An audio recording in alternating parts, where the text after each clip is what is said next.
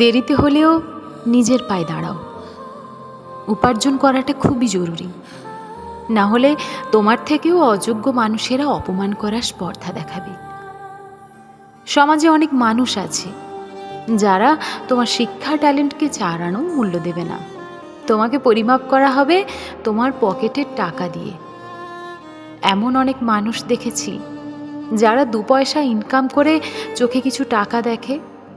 অনেক শিক্ষিত বেকারকে ঠাট্টার ছলে অপমান করতে কম করেনি। তবে ভাই, একদিন অবশ্যই নিজের পায়ে দাঁড়াবো, 2 হাত ভরে টাকা কামাবো। বেকারত্ব একদিন ঠিকই ঘুচে যাবে, কিন্তু তাদের বলা ওই তেতো তেতো কথাগুলো ঠিকই মনে থাকবে। কোনো একদিন পাড়ার মোড়ে তাদের মুখোমুখি দাঁড়িয়ে অপমানের হিসেবটা না হয় সমান সমান করে নেব।